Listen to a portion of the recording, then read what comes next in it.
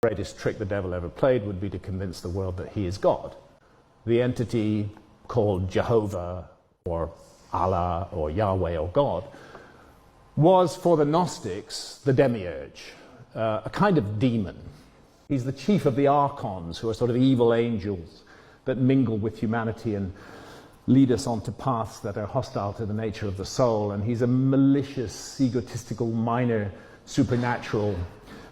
He's jealous, he's angry, he tells Abraham to murder his own son. He's a ghastly creature. Actually, if you look at the statements and behavior of this entity in the Old Testament, and we're told that we are the creature who's going to dominate the world. There's all sorts of really horrible ideas in that miasma of texts, and sitting at the top of it is this thing which, from the Gnostic point of view, wasn't God at all. Who's the bad guy in the Garden of Eden story?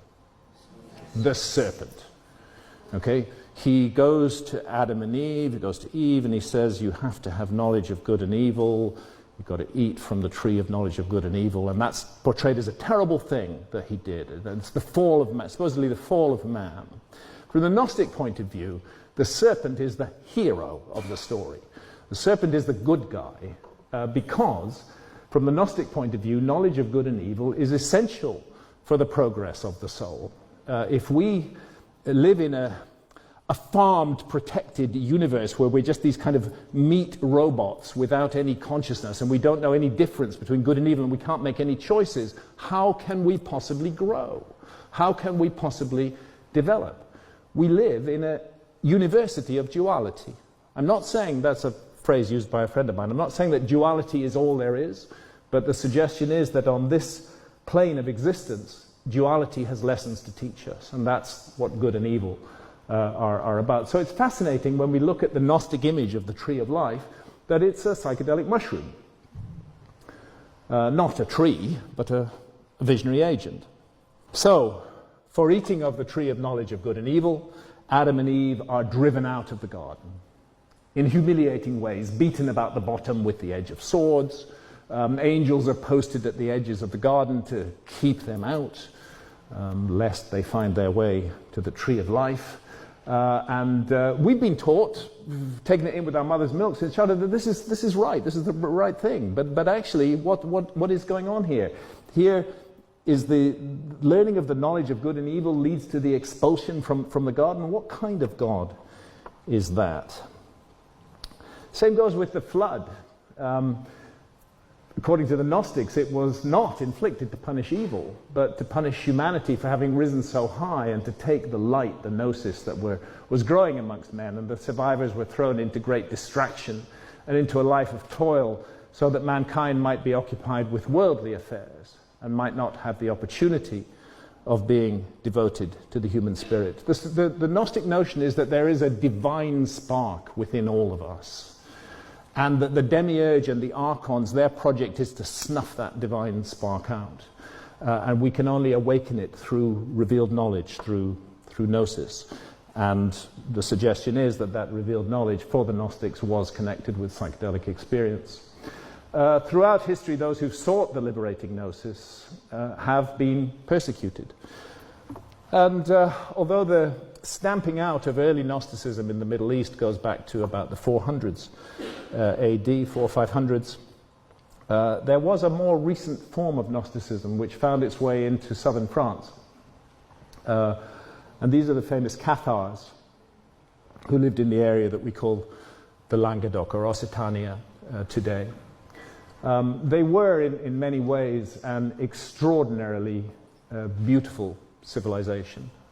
If you go back to the 12th century, they were in favor of universal literacy. They invented and distributed paper.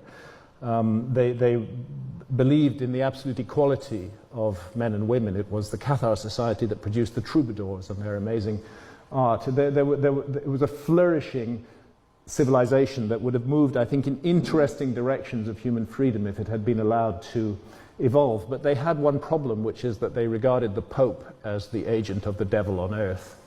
And that was a very dangerous thing to do in the 12th century. And as a result, a crusade was declared against them. It was called the Albigensian Crusades, named after the town of Albi, one of the Cathar towns. And really terrible things happened. This army came down from northern France, seething with harm and anger, and they entered into the Cathar lands and they just murdered everybody. There was one famous occasion when one of the generals came to the leader of the crusade and pointed out that some Catholics were living in the city of Béziers. What was to be done about them? And the pontiff, the leader simply said, kill them all. God will choose his own. God will know his own. Horrible, horrible incident of genocide and ethnic cleansing in the relatively recent past. And of course, the burnings at the stake. Consider what it takes, the mental state you've got to be in to burn a fellow human being at the stake. I mean, I can't think of a more ghastly way to die. And some who've been burnt at the stake, which is actually a form of human sacrifice, let's face it. I mean, that's what's happening when people are burnt at the stake by the Catholic Church in the past. It's a human sacrifice which is being offered to their God, their perhaps demonic God. It's a terrible way to die. The fat in your body begins to bubble and burn. It's a ghastly, ghastly death. So if you're going to inflict that on the human being, another human being, what is going on in your mind that you would actually do that? And it was done cheerfully, and in huge numbers. The Cathars were burnt at the stake, their books that were destroyed, utter destruction. And from the Gnostic point of view, the demiurge and his archons and their human servants, they're always trying to steal the light. And they're certainly doing so today. And if there's light growing, and I think it is, then we can be sure that tremendous archonic forces are working to suppress it. And if we take the hypothesis that the Gnostic scenario is correct, just for the sake of argument, then how might we expect these forces to manifest? Well, like this.